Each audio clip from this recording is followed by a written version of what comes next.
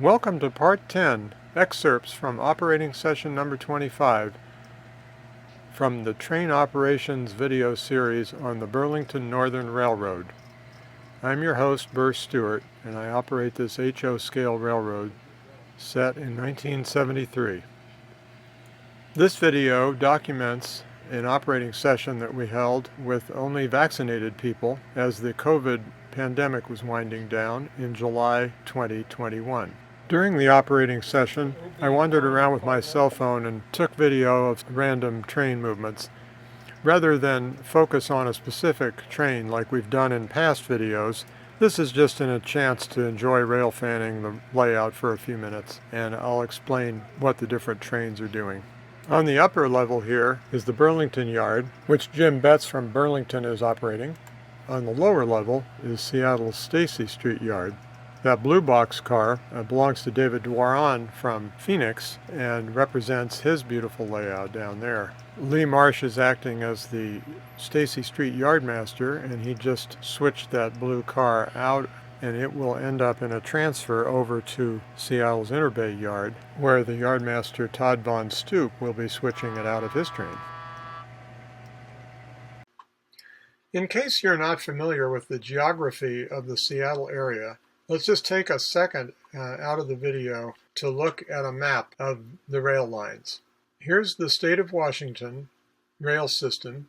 There's a line from Portland, Oregon, and Vancouver, Washington that runs north all the way through the Tacoma and Seattle area, all the way up to Vancouver, British Columbia to the north. And there are two lines that move across to Spokane and further east to eventually Chicago. If we zero in on the area that I'm modeling, from the north, we start with Bellingham, where I have a staging yard in Bellingham, and we go down to a town called Burrlington, not shown on this map, but it's in between Mount Vernon and Cedro-Willie, where there's a really nice yard with a branch to Anacortes and another branch that goes out to Concrete. South of that is Everett, where there are two major yards, one called Bayside on the west side and Delta on the east side. The main line to Chicago heads out from Everett, and then south of there, it runs along the shore down to Seattle, where there's a yard in Inner Bay, it's up in this area, and then down in Stacy Street, which is south of downtown.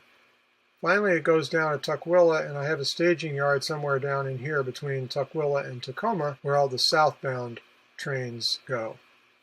So you'll hear me referring to these various towns, whether it's the Stacy Street yard, the Inner Bay yard in Seattle, and Mukilteo, which is where the Boeing 747 plant is up towards Everett, the Everett Bayside yard, and the Delta yard, and then the Burlington yard up here before we get to the Bellingham staging. The other key point on my layout is Skykomish, which is the easternmost point, and this is where they would exchange locomotives and head through the famous Stevens Pass tunnel, through the mountains, and over to Wenatchee and Spokane, and like I said, eventually Chicago. We will get back now to the action. I just wanted to make sure you were clear what we were trying to model. Well, 97, I guess. 97? 97. Run today is 97, yeah. Okay, and you come in... Here we see a short transfer train that Todd dispatched up to the Bayside yard in Everett. It's just the right size train to take a picture of.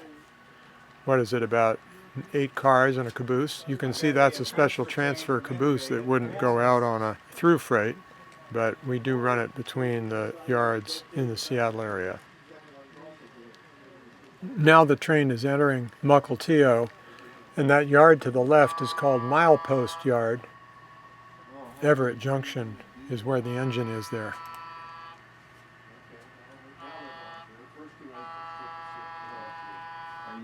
Are you gonna pull forward and then back it? In Bayside Yard in Everett, Dave Enger is helping out Jim Betts with some switching.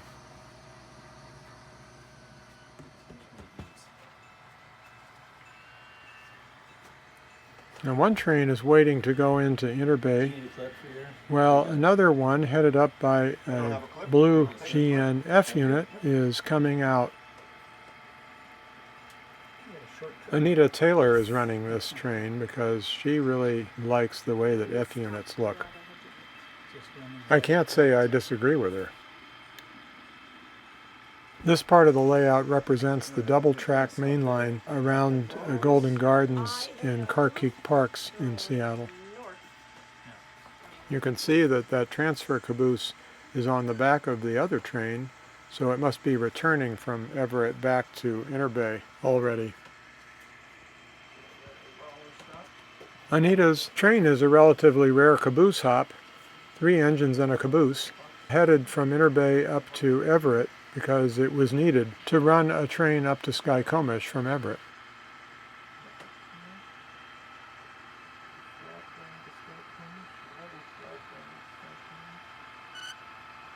It's not easy to keep locomotives in focus when you're videotaping with a cell phone.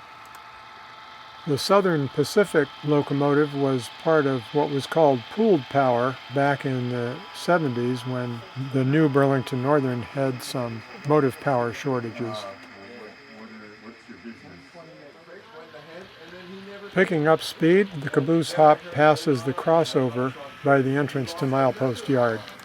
Before you even got to Everett, you got straight interference. I think you did. Oh, you know, late trains get later, right? Yeah, I don't understand why they let the train go in front of them. I don't understand that either. Try to make you happy about this.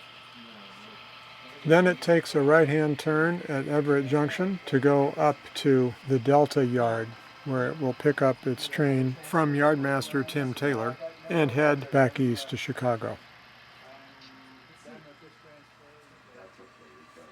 Here we have an interesting situation. Chuck Hakkarainen has started out the Skykomish local and needs to drop off 2 cars in some sidings in Mukilteo. So he flagged the main line. You can see that red LED flagman on this end of his train, and you'll see the one on the other end in a minute.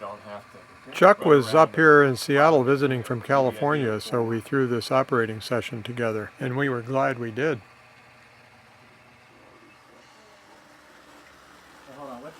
Meanwhile, Todd needed somebody to run the Ballard local, so I grabbed a switch engine, painted in nice new BN green, ran it across the Salmon Bay Bridge, number 4, and proceeded to switch back onto the branch line. You can see the flagman on the other end of Chuck's train. Luckily for me, there's a second main line I could use for this maneuver.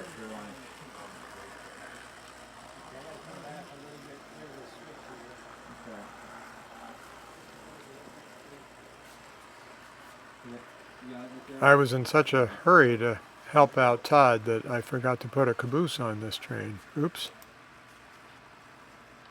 Nice that Chuck remembered to bring his rear brakeman back once he got his train together. Yeah. While Chuck's Sky Local heads north, in the distance, we back down the hill into the Ballard branch.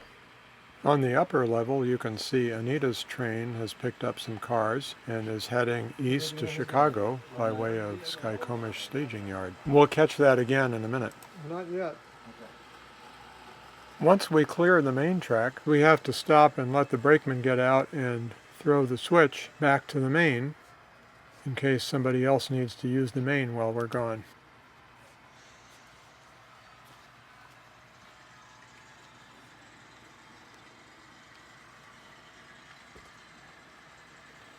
As you can tell, I really love weathering those old cement hopper cars.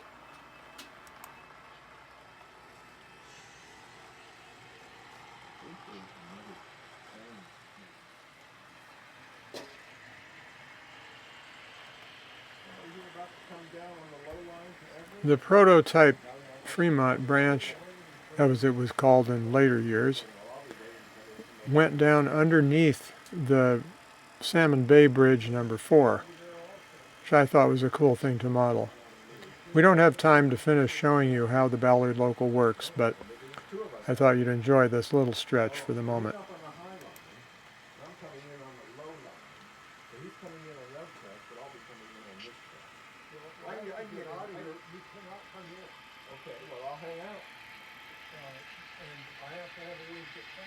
Meanwhile, Anita's eastbound freight is approaching the Skycomish staging yard. I'm out of your way and look at you, I think.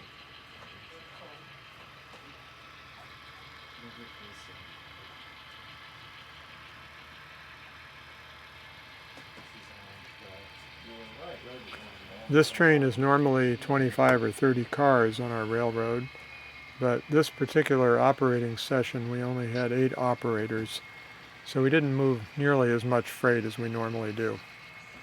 We had just as much fun though. There's only one track to come down that low line, and we're stuck. You're actually last. It looks like the Skycomish staging yard there is loaded up with trains ready to come in from Chicago. Standing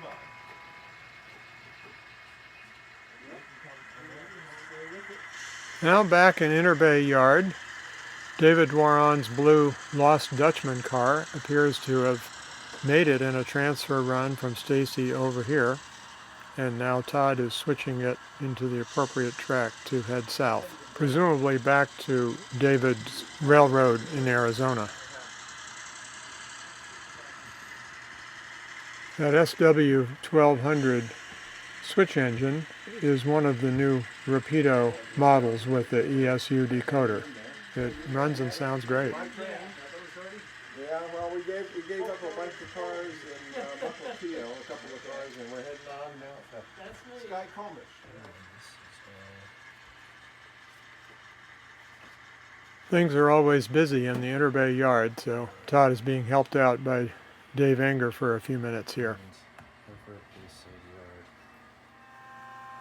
Meanwhile, Chuck's run of the Sky Local is heading into the mountains. This is a train that ran from Inner Bay all the way up to Skycomish and back, and carried empty log cars and hopper cars up, and loaded log cars and hopper cars down. It's powered today by 2 brand new Athearn Genesis GP18s, which run beautifully.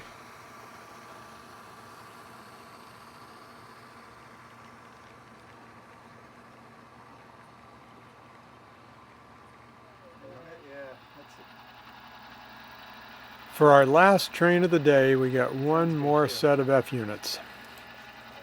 Anita is bringing this train from Inner Bay south to Stacy, past downtown Seattle, and through the tunnel.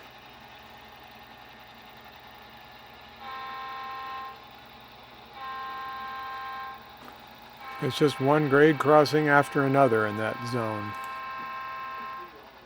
Oh, we could have. Oh, yeah, no, we could have run you into. Couldn't get into yard 1, I guess. So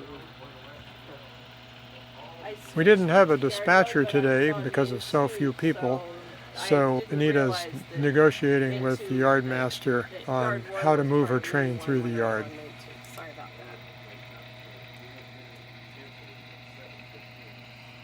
that. These are some of the new Athearn Genesis locomotives with Tsunami 2 decoders.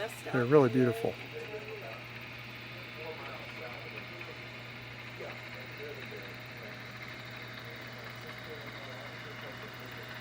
They're even lettered properly for the Burrlington Northern in 1973.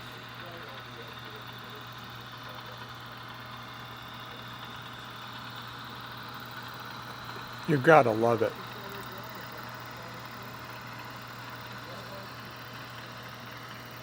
Well, that brings us to the end of this little tour of what took place on July 5th, 2021, when 8 of us got together and ran the Burrlington Northern for about 2.5 hours.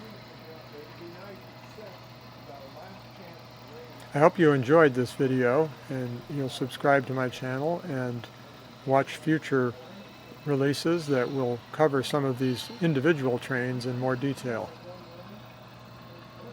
For now, this is your host, Burr Stewart, wishing you much fun with trains.